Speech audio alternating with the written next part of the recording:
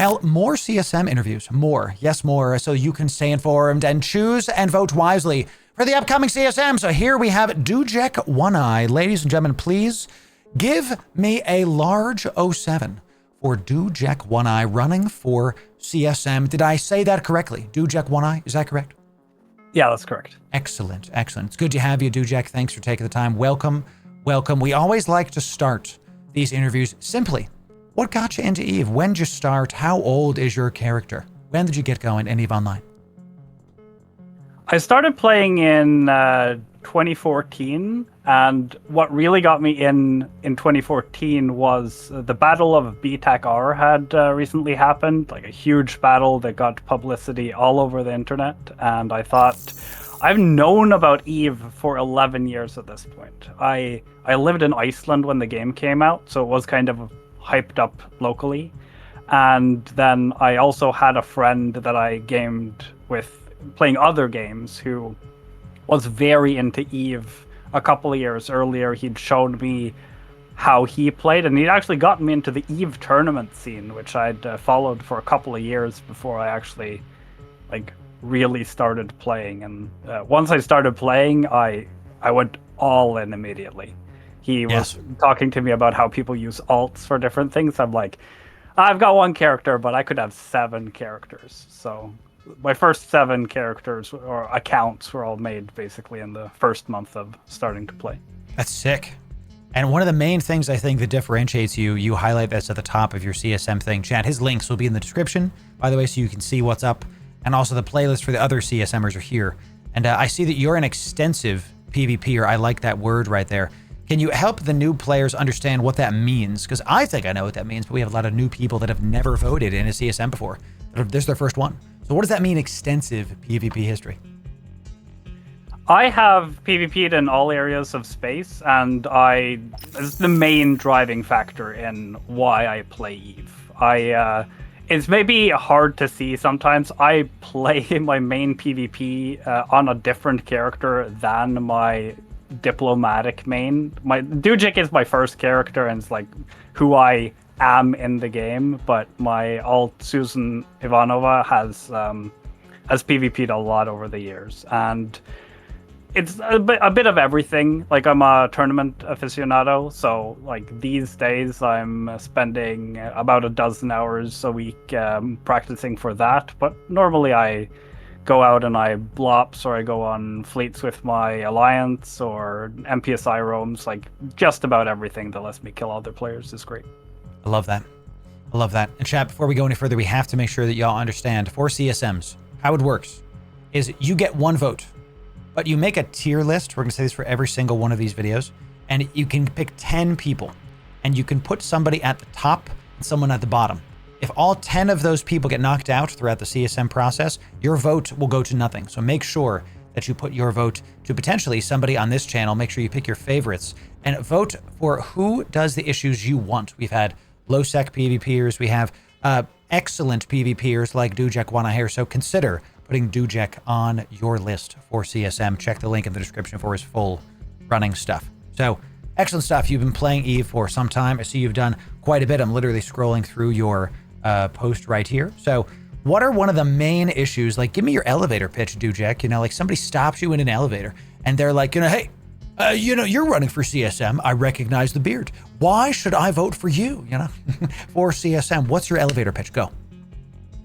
I think that the only way that this game survives forever is if we make sure that new players come into the game and stick with it. I think that this is always a focus for the CSM campaigning. Like, a lot of people talk about caring about new players, and a lot of them do. There are a lot of great new player candidates out there for the CSM, but we do need a couple of them every year to make sure that everything is considered when, how will this affect new players? What can we do to continuously improve the new player experience? Make more things happen that they can join, let them know about the different organizations in EVE where they can learn to play the game and enjoy it. And I focus specifically on recruiting in this as well. finding the corp that you want to be in and go and have fun with them, make that a seamless experience. Let the corps reach out to new players in a good manner. I don't necessarily think that the best way to make new players get into corps is by spamming absolutely everyone you see in high sec with a recruitment mail. I think there should be more sophisticated ways to find the right fit for you. It's a real good point. I totally agree with it, by the way, and something I've said, and something I don't like about EVE, is that when you start playing the game, you're put into the NPC corp.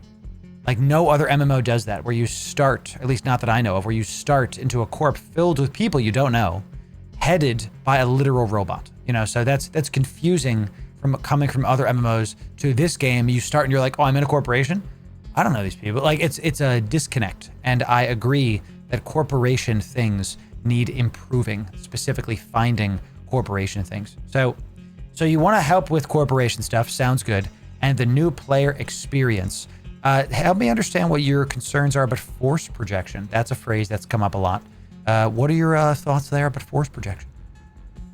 Force projection is both something I care about in the game, but also something basically every CSM candidate needs to have a stance on, because it's such a big thing for the community and like the enfranchised voting community of EVE. It's hard in EVE, if you are a small or a medium group, to find a place in space to live where you can grow as a group and have your own, because EVE is sold to people as a sandbox where you go and you forge your own destiny, you pick a place to live and then you live there. And that works well if you're living in like an NPC station in low sec, or if you're living in high sec or whatever. But there are spaces in EVE where you have to fight to take that space and live there. And a lot of the bigger groups in EVE push players out of that, because it's very easy in EVE to have a very large empire, because traveling through that empire and defending a lot of space with relatively few players, or fewer players than you would expect to use that amount of space. So last year in the CSM, we took a look at specifically ansiplexes, but force projection as a whole, and we got some things through. We changed ansiplexes to be a little bit harder to use, but probably this is not enough. And since the community at large thinks that projection is an important part of what EVE balance should focus on going forward, it's still an issue that we have to talk about. I love that. Force projection, you're right about that. I hear a lot of people that are new to the game never ever want to go into nullsec because they tried once and got obliterated. And at the same time, that is the null bear's right to blow up the people. So that balance of finding ways for people to engage in the more end game area of space while still not being something that is like Care Bear space, where you just like, oh, yep, you can never die. I totally agree that there needs to be some kind of balance there. So, or some, let's say, tweaking. Because it is, I think, balanced. Would you say tweaking is a good word for that? Or do you think there needs to be more harsh changes?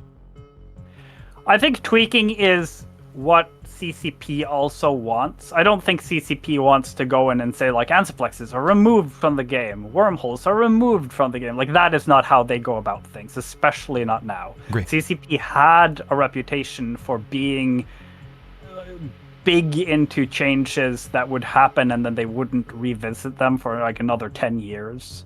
And There's a lot of stuff in EVE, and unlike a lot of other MMOs, we're not taking old content and turning it worthless because we got a new level cap and all of that. So everything in EVE needs to be constantly revisited as the game evolves. And despite like this May, we got some of the projection changes that we wanted. We still want more, and it will build upon the previous ones as opposed to replacing them or making huge sweeping changes immediately. Like we saw Parchment change a lot, like how you get into and out of Parchment has changed. Filaments now have a spool up time. That was also a part of like the projection suite. I think that Drifter wormholes, some of you probably have tried, are very good for getting medium to pretty large groups. Like 200 cruisers fit through our drifter wormhole pretty reasonably. Like, those gangs can get through space very quickly and get to other places. What we want for projection changes, a lot of us who care about it, we want it to be so that if you are in a sustained war against someone, you might be able to get to the war front because you've planned ahead to go there. But we don't want it so that if your neighbors, say 30 jumps out, are having a cool fight, that you can instantly just go over there and wreck it by being, like, showing up to the party uninvited too quickly. Because if you live next to a huge group, they want to get in on the action. They might want to drop dreads on your smaller dread brawl, or like take part in your smaller sov fight. Ideally, small fights can happen around the map, and big fights can happen around the map without them interfering too much with each other. Right. This is a very delicate conversation, because I hear everything you're saying, and I agree with the principle of it. I just want to be careful, and I know you're not necessarily saying this, but I know we have a lot of longer-term players as well that watch the program and hear this kind of talk, and they hear that their stuff's getting nerfed, right? That, like, null is being lessened. And I'd like to challenge that thinking, that I don't think it's being nerfed. Yes, it's literally, well, I mean, maybe it is literally being nerfed, not saying that that's going to happen, but that's kind of what we're advocating for here. It's not exactly a nerf. Let's call it this, a tweak, so that there can be more access for newer players while still letting you maintain your sovereignty, your area. You've seen a lot of upgrades. You mentioned the recent expansions to the Sov Hub. We saw a lot of changes to the sovereignty stuff there. On the last big patch, we had those big system-wide changes to sovereignty. So it's very intriguing to me hearing different points of view about how null should be, because there's a lot of different opinions about what null is and what it can be. You know, we've done talks with Goons, we've done talks with Init, we've done talks with all the major, players out there, and each corp tends to have a certain different ethos. So is one of your main focuses going to be on just, you mentioned force projection in your CSM post, I don't know what to call it, post on the e-forums. Is it mainly just null that you're focused on, or is there other areas of space that your force projection conversation will cover?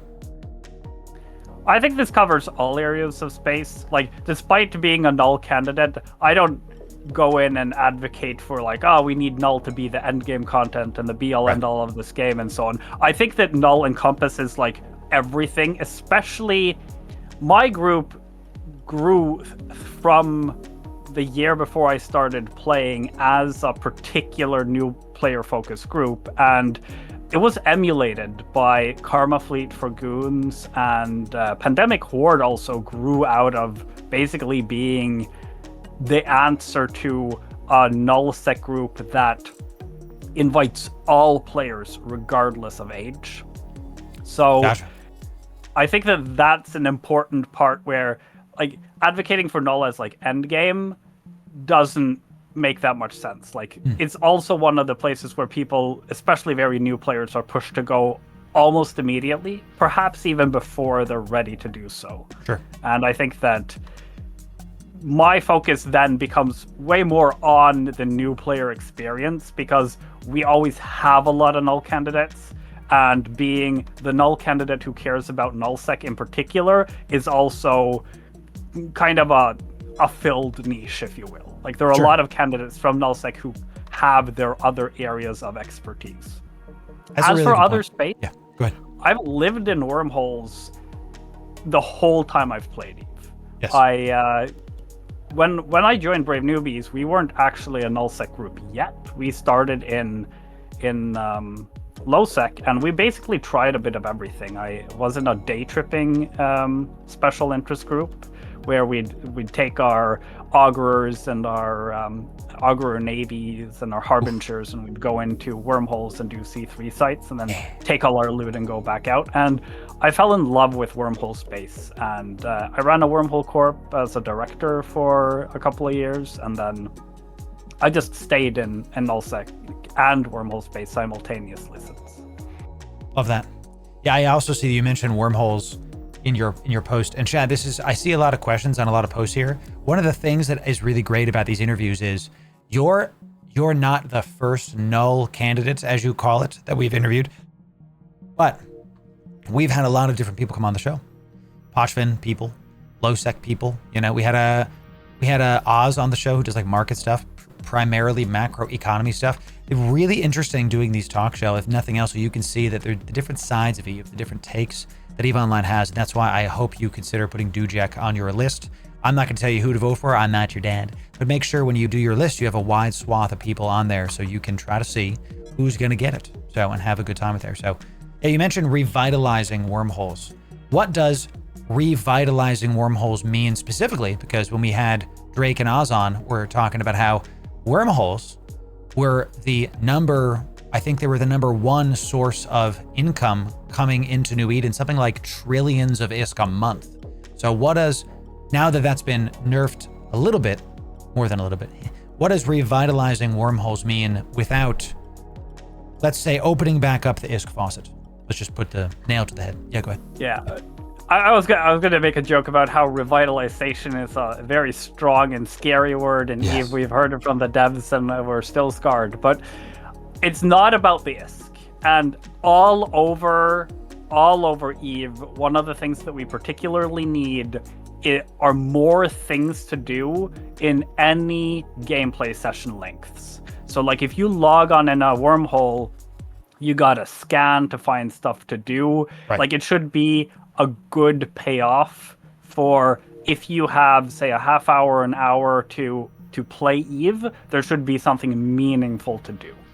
Wormholes has always had good ratting. If you want to shoot NPCs and get money out of that, that's never been a particular issue for Wormhole Space. What we have been working on, and I defer somewhat to McFightmaster in this, he is the main wormhole candidate. If wormholes are your number one priority in this game, you should put him on your number one spot. I thoroughly endorse him as well. Well done. But in wormholes, like shooting rats, great. Mining industry, not so good. We've been working to get more connections, more wormholes, maybe get high-class wormholes, some ways of getting into K-space faster so that you can go roam. I think that sky hooks, we got these recently. They were raidable almost all the time, and then CCP did like a real hard about turn and made them have 1 hour vulnerability windows, which now is 2 hour vulnerability windows. But that was a favorite thing for wormholers to do, and it might need to be expanded a little bit. Make it so that they can go out and raid, be scary Sancha role players, for instance, coming out of the wormholes, shooting you and going back in. That also ties into projection, because if you hit the side of somebody's big nullsec empire, it's good if you can like shoot the locals, the people who live closest to where you're attacking, for a little bit before everyone moves over to deal with you. That's also one of the things that small gang players have particularly been looking for. But for wormholes, yeah, more things to do, opportunities in every gameplay style. That's what we need.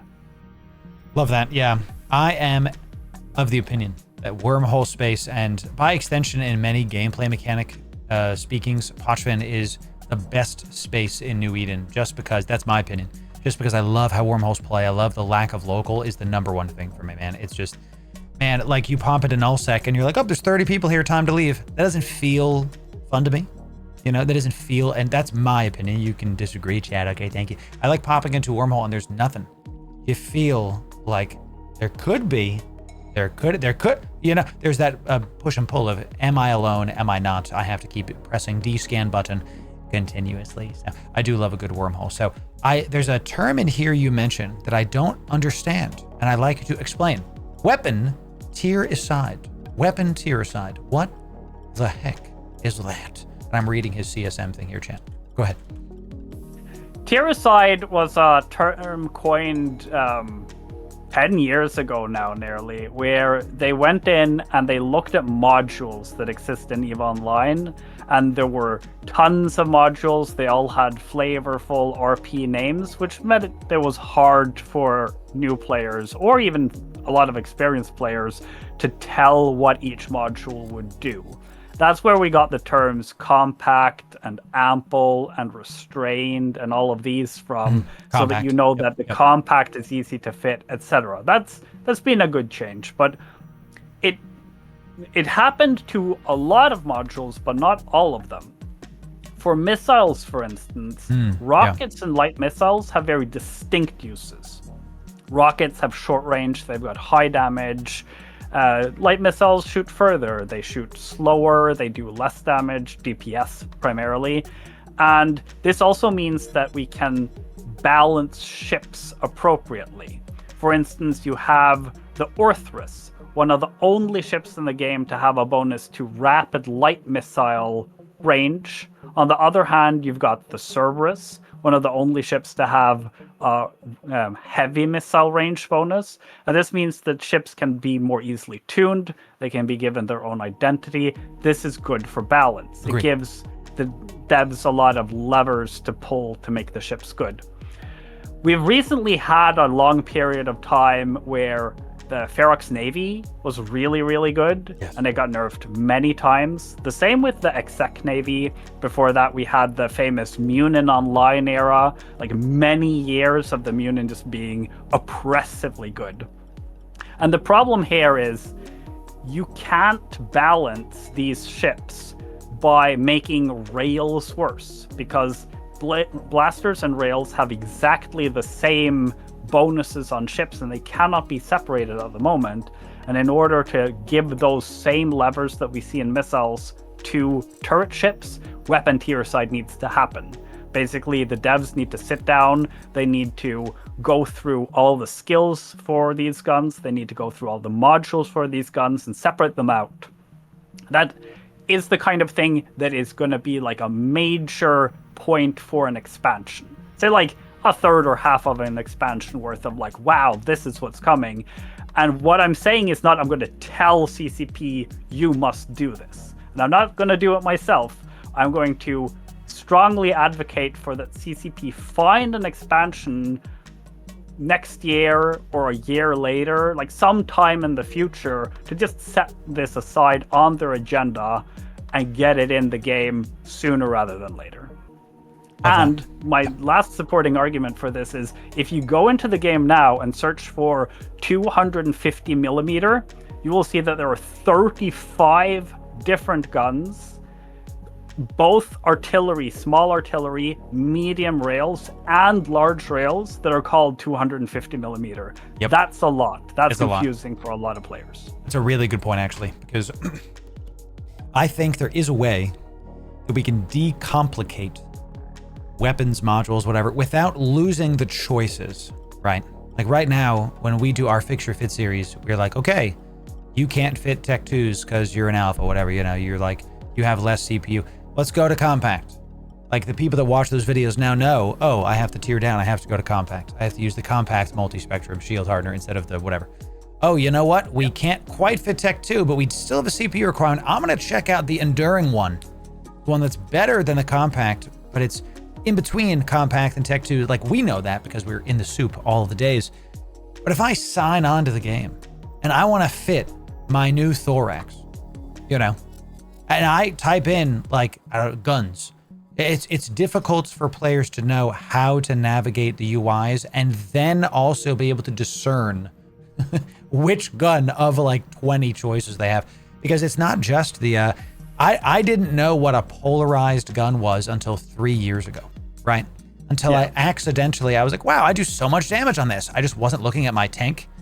Yeah, I'm that guy. I went into level 4s with a polarized Dominic's Navy and was like, my God, I do so much damage in this. And I was like, wait, why am I dying? And I'm like, oh my God. And I almost lost my ship because it takes out your tank. I had no idea. That kind of stuff can still happen, and we can have less complication. And chat, I hope you're seeing a lot of these interviews, what we're talking about. We're not talking about taking pendulums and swinging them from one side of the aisle all the way to the other. We're talking about taking the pendulum and pushing it, you know, a little bit towards the middle, because something, and to your point, Dujek, the devs in the last couple years have been, I think, really good at balancing. But like 10 years ago, yeah, I would have said they were like bad at balancing. That they were bad at the updates. That there was a lot of this like real big changes that were hurting things. In the past like 3-4 years, we've gotten this slow roll improvements, to faction warfare, to yes to nullsec, and yes, nullsec is improved, Chad. I don't want to hear it. Okay, but there obviously are not all there, but it's still better than it was. Okay, so we'll get your Rourke walls undocked soon enough. Let Okami cook. Thank you very much. Okay, so good stuff. Really excellent point so far. So the last thing I love to talk to you about is you talk about and I'm reading his post here, the capital escalation path. What does that mean? Help me understand. Help the people understand what that means. For the capital escalation path, at FanFest this year, CCP gave us a graph in the keynote, which was about how many dreads have been made and how many dreads exist and blow up and so on. Last year, the calendar year before FanFest, I think the numbers were about 45,000 dreadnoughts were made, and about 14,500 of those had blown up. And that's also because dreadnoughts have for a very long time been the be-all end-all of capital escalation. Or rather, the escalation is, I drop my dreads, you drop your dreads, I drop more dreads, and then one of us runs out of dreadnoughts, and then they lose. Sure. And we have so many cool capitals in EVE, and they're not seeing the kind of use that they deserve. And mind you, I remember the eras of Titans dropping on everyone and just obliterating entire fleets. I'm not saying bring that back. I'm saying that there should be some choice. Maybe instead of dropping another 100 dreadnoughts on a dreadnought fight, maybe you want to drop some carriers for once. You want to drop some supers, or let us have some choice. Let us feel clever when we pick different things. And that work has started to some degree. We've seen some tank changes. We've seen plate bonuses on the biggest capital ships change as well. But I think everyone can agree that carriers have been really bad for a very long time. Yeah. And we have gotten some hints at EVE Vegas that might change soon. And I hope that it leads to more diversity in the conflict, basically. Yeah. I think that people aspire to have capitals at times. Like, it seems like cool to fly the biggest ships. Yes. And we need to use them sparingly from all the ship sizes need to have their niche. You should always have a situation where you want to fly a battleship, not just capitals all the time. Not advocating for that, but once you're picking your capital, it shouldn't just be dreadnought or nothing. I like that. Yeah, I agree that's how it is. We talk a lot about systems on this channel and about fun systems versus how a system is implemented versus what it actually is used for. And I see chat calling carriers suitcases. This is the unfortunate truth. That a carrier is we yeet them because that's what we do here. We like to undock our ships, but chat is correct. Right now, the number one use for carriers are basically smaller jump freighters, which that's not the intended use. That's not exactly, it's like the drawing board is there, but then the actual use case, because the players are in the soup all day, really theory crafting and getting the stuff done. They've decided that why would I take a carrier if I can just take a dread to the fight? And you know what? I'm going to be going a couple systems over in a Sino instead of getting my jump freighter out and all this other stuff. I'm just going to take my carrier. So it makes sense to me that there needs to be some kind of, again, I'll use the word tweak. That's going to be the word of this video, tweak to carriers, because I don't want to see them necessarily completely changed, but I also think that their space in the game has become weaker, even with the recent changes. Carriers got that buff where now they can do bridges. They can port you to other spots. You can do your 100-kilometer blips forward. What the hell is that called? The micro jump drives. The micro jump, yeah. I guess on the carrier, it's the capital jump drive. Right, exactly. 250 meters. Excuse me, yes. Kilometers, yeah. Correct. On the carriers, it's the 250. Thank you. That's big. That opens up some more gameplay opportunities. And those are cool. But it still is all right, but it's still not enough oomph. We talk about the pendulum moving. That's a little bit of a pendulum moving, but it didn't get enough to have the good stuff going on with it. So really interesting stuff. Okay, so we talked about nullsec, wormholes, new player experience. I really like how your running on a wide variety of issues while still being, as you say, a null candidate, because there are a lot of people in null running for this. Of course, we've talked to many of them. So this is still good that you have a lot of things going on for you. So Dujek, this was awesome. Thank you very much for taking the time. What's like your final word to the people? Feel free to plug what you're doing, plug your stuff. What would you like the people to know besides obviously considering to vote for you? I think that one of the important things to remember about the CSM is that people who are running for the CSM are generally doing this because they love EVE, they love the community. You should absolutely pester all the CSM candidates about your favorite issues, your least favorite issues. Just like, what does EVE need to do to make it better for you in particular? Not so much focused on like buff my space, but like, what kind of annoying bugs do you encounter all the time? What do you hate about the UI or love about the UI? Like all of this, like you tell us, we will tell CCP. I've answered every single message that I've gotten in the last year, and this is my third year campaigning, so I've also talked to a lot of people before that as well. Like, this is your council, and like it came about because of player complaints originally to some extent. So like this is a good place to get your say on the game, because like a lot of the people who get on are the people who have big followings or they have a strong constituency already, but they are here to represent everyone, no matter who they are. And I was going to say to you, Loru, please, if you can draw 1/4 winner for your giveaway, I will match 15 billion and add one more person to that. My man. Now, Chad, this is not a political bribe. We don't do that here. Dujek, of his own volition, we're doing a massive giveaway right now, giving 15 billion-esque to 3 people. And Dujek, you're saying you'll give another 15 to a 4th person? Yeah, for sure. Absolutely. My man. Excellent. Chat. Get some 07s for Dujek. What a way to end this. Good stuff. That's called corruption. No, chat. It's a video game. That's called a good time. So, Dujek, thanks for taking the time. I'm going to mute you and then we'll keep this going. Stay on the line. I'll talk to you in just a sec. Excellent stuff from Dujek. No problems here. Definitely check out the rest of the CSM candidates for CSM 20 in the Loru Radio podcast, a new podcast section over on YouTube where you can see our talks with Marquis, our talks with the EVE Frontier, Vanguard, online devs, the Hot Ones interview where CCP Okami put us all to shame. That's this playlist right here. And definitely sub right here for the best EVE guides. We'll see you in the next video.